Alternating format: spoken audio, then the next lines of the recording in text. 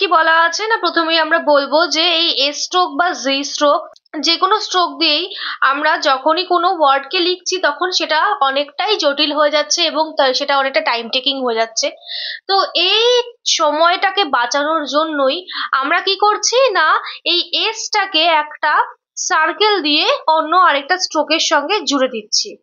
কিভাবে না, তার কিছু নিয়ম তো অবশ্যই আছে। প্রথম নিয়ম হলো, আমরা কার্ভ স্ট্রোক যখন লিখবো, সেই কার্ভ স্ট্রোকের মধ্যে কি কি পড়ে তোমরা সকলেই জানো, এফ, ভি, আর কি কি পড়ে, এম। এই ধরনের যে কার্ভ স্ট্রোক গুলো আছে, সেই কার্ভ স্ট্রোক গুলোর সঙ্গে যখন আমরা এস সার্কেল লিখবো, তখন এই কার্ভের ভেতর দিকে আমরা এস সার্কেল লিখবো। আচ্ছা, তার আগে আমি আরেকটা কথা বলে দিই তোমাদেরকে, আমরা কিন্তু এস সার্কেল যে কোনো জায়গায় লিখতে পারি।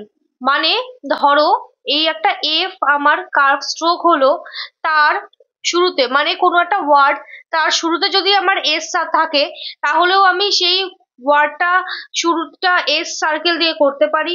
কোনো একটা ওয়ার্ডের যদি মাঝে সার্কেল থাকে, যেমন ধরো বিজনেস, বিজনেস বিজনেসের মাঝখানে এস বা জি যে কোনো একটা আছে, তো জি তো আছে, তো সেখানেও আমরা এই এস সার্কেলকে দিতে পারি জি বলার জন্য। আবার এই বিজনেসের লাস্টে গিয়ে এস আছে, এই জন্যও আমরা কিন্তু আবার একটা এস সার্কেল দিতে পারি। মানে যে কোনো একটা ওয়ার্ডের প্রথমে, শেষে এবং মাঝখানে যেখানেই এস থাকুক না কেন, সেই এস সাউন্ডটার জন্য কিন্তু আমরা এস সার্কেলকে দিতে পারি। তো এখানে আমরা ফার্স্টে কি বলছি, যে আমার কোনো একটা যদি কার্ভ স্ট্রোক থাকে, যে কোনো কার্ভ স্ট্রোক, তার সঙ্গে এসটাকে আমরা কিভাবে লিখবো না, ইনসাইড দ্য কার্ভ। মানে ধরো আমার এটা হচ্ছে এফ, এফ এর ভেতর দিকে কার্ভটা যেদিকে ভেতর দিকটা, এটা তার বাইরের পিঠের দিক, এটা তার ভেতরের দিক। তো এই ভেতরের দিকে আমার এই এস সার্কেলটা থাকবে, মানে এরকম থাকবে, এরকম। অথবা শেষে থাকলেও তাই থাকবে, এরকম থাকবে। অথবা ধরো ডি, ডি এর সঙ্গেও কিন্তু এস সার্কেলটা এরকম ইনসাইড দা কার্ভ থাকবে। তো এখানে দেখো, face, this, shoes, loss, nose, এখানে সবকটা যে ওয়ার্ড গুলো আমরা দেখতে পাচ্ছি, এগুলোর সবকটার শেষে আছে হচ্ছে এস সাউন্ডটা। তো এই জন্য এইগুলোর প্রত্যেকটারই লাস্টে গিয়ে দেখো একটা করে এস সার্কেল রয়েছে, এবং এই এস সার্কেল গুলো সবটাই কিন্তু এই স্ট্রোক গুলোর ইনসাইড দ্য সার্কেল আছে, ইনসাইড দ্য কার্ভ আছে। মানে এই স্ট্রোক গুলোর কার্ভের, এই কার্ভ স্ট্রোক গুলোর ভিতরের দিকে কিন্তু সার্কেলটা করা আছে। ধরো এটা ভি, এই ভি এর বাইরের দিকে কিন্তু আউটসাইড দ্য কার্ভ কিন্তু লেখা নেই। সার্কেল গুলো সবসময় ইনসাইড দ্য কার্ভ, মানে কার্ভের ভিতরের দিকেই আছে। এবং এই এস সার্কেল যেটা, সেটা কিন্তু এত বড় হয়ে যায়নি, আবার এমন ছোট হয়ে যায়নি যে আমি দেখতেই পারছি না, এর কোনোটাই কিন্তু নয়। এত বড় হয়ে গেলে পরবর্তীকালে কিন্তু আমাদের আরো কিছু নিয়ম আছে, যেখানে এই এত বড় সার্কেলটাই লাগবে, তো সেটার সঙ্গে গুলিয়ে যাওয়ার একটা সম্ভাবনা থাকবে। আর ছোট সার্কেল হয়ে গেলে আমরা তো সেটা দেখতেই পারবো না, পরবর্তীকালে আমরা ওখানে এস সার্কেল লিখলাম কি লিখলাম না, তাতে আমাদের গুলিয়ে যাবে এবং আমাদের ডিকটেশন লিখতে ভুল হবে। তো সেই জন্য এমন একটা সাইজ আমরা করব, যেখানে আমরা কি করতে পারছি না, সেটাকে ভালো করে ডিকটেশন নেওয়ার সময় বুঝতে পারছি, এবং আমাদের অন্য কোনো সাউন্ডের সঙ্গে বা অন্য কোনো স্ট্রোকের সঙ্গে গুলিয়ে ফেলার কোনো সম্ভাবনা নেই। তো এইখানে প্রথমে তোমরা যেগুলো দেখছো, সেই ওয়ার্ড গুলো কিন্তু প্রত্যেকটারই এস সার্কেলটা শেষে আছে, কারণ এস সাউন্ডটা শেষে আছে। এরপরে বি পার্টে যে সার্কেল গুলো দেখছো, সেগুলো সব দেখো কার্ভ স্ট্রোকের শুরুতে আছে।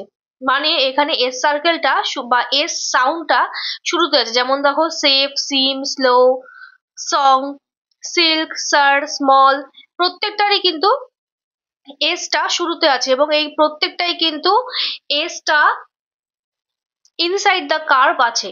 মানে আমার শুরু হচ্ছে ধরো স্যার লিখছি, স্যারের শুরু হচ্ছে এস দিয়ে, এবং এসটা কিন্তু আমার ইনসাইড দ্য কার্ভ। মানে আমরা কিন্তু এরকম ভাবে কিন্তু লিখছি না, আমরা কিন্তু কার্ভের ভিতরের দিকেই লিখছি। এটা আমি স্যার লিখলাম। সেরকম ধরো আমি যদি লিখি স্যালারি, স্যালারি, তো এখানেও কিন্তু এই এল, এল এর ভিতরের দিকে আমি এস সার্কেলটাকে দিলাম, এবং এটা আর। এরকম ভাবে কিন্তু আমরা এস সার্কেল লিখছি। তো এই বি পার্টে এরকম ভাবে আমার প্রত্যেকটা ওয়ার্ডেই কিন্তু শুরুতে এস সার্কেল বা এস সাউন্ড আছে। তোমরা এগুলো প্র্যাকটিস করবে। এরপর দেখো সি পার্টে কিছু ওয়ার্ড দেওয়া আছে যেখানে মাঝখানে কোনো ওয়ার্ডের মাঝখানে এস বা জি সাউন্ডটাকে আমরা পাচ্ছি। তো সেই জন্যও কিন্তু আমরা এস সার্কেলটাকে ইউজ করেছি।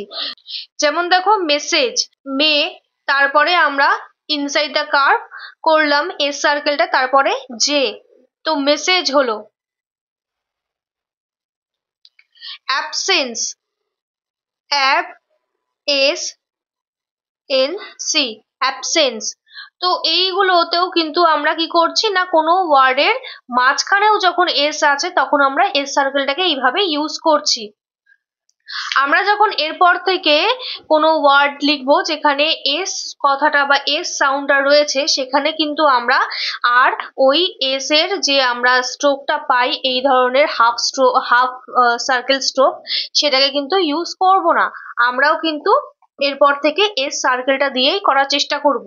খুব যেখানে পারছি না এস সার্কেল দেওয়ার, বা আরো কিছু নিয়ম আমরা পরবর্তীকালে দেখব যেখানে আমরা এস সার্কেল দিয়ে করব না, সেই সমস্ত জায়গা বাদ দিয়ে বাকি সমস্ত জায়গাতেই কিন্তু আমরা এই এস সার্কেলটাকে ইউজ করব। তো এরপর দেখো এখানে কিছু শর্ট ফর্মস আছে, হ্যাজ অর অ্যাজ, তার জন্য আমরা একটা গোল ওপরে ফার্স্ট পেজে দিয়ে আমরা has or as K use করতে পারি। এবং এই সার্কেলটাকেই আমরা যখন অন দ্য লাইন লিখবো তখন বা সেকেন্ড প্লেসে লিখবো তখন হিজ বা ইজ হয়ে যাবে। এরপর দেখো সেভারাল, এস এর সঙ্গে ভি একসঙ্গে লিখলে সেভারাল হয়ে যায়। ডি এর শেষে এস দিয়ে এটাকে ফার্স্ট প্লেসে লেখা আছে, ফার্স্ট প্লেসে লিখলে তাহলে দোজ হয়। এবং এই দোজটাকেই যখন আমি সেকেন্ড প্লেসে লিখবো তখন দিস হয়। এবং এই দিসটাকে থার্ড প্লেসে লিখলেই হয়ে যায় দাস। এরপর দেখো হ্যাজ দা আর অ্যাজ দা, এটা আমরা এই হ্যাজ বা অ্যাজ তার সঙ্গে একটুখানি বাড়িয়ে দিলেই আমরা কি করতে পারি না, হ্যাজ দা লিখতে পারি বা অ্যাজ দা লিখতে পারি। এবং এই স্ট্রোকটাকেই যদি আমি সেকেন্ড প্লেসে লিখি তাহলে সেটা হয়ে যায় কিন্তু ইজ দা। এবং এগুলো দেখো তোমরা এখানে অ্যারো চিহ্নটা কিন্তু এই পাশে, মানে আমরা এইভাবে ঘুরিয়ে জিনিসটাকে এইভাবে লিখছি। মানে এটা যদি আমার লাইন হয় আমি হ্যাজ দা লিখবো এইভাবে এবং ইজ দা লিখবো এরকম ভাবে, এইভাবে ঘুরবে জিনিসটা, এইরকম ভাবে ঘুরবে। তো এরপর দেখো কিছু এক্সারসাইজেস আছে, এক্সারসাইজ 24-25। তারপর দেখো এইখানে 25 এর শেষে আবার একটা রুল আছে। কি রুল আছে না, এখানে লেখা আছে যে যদি আমার কোনো স্ট্রেট স্ট্রোক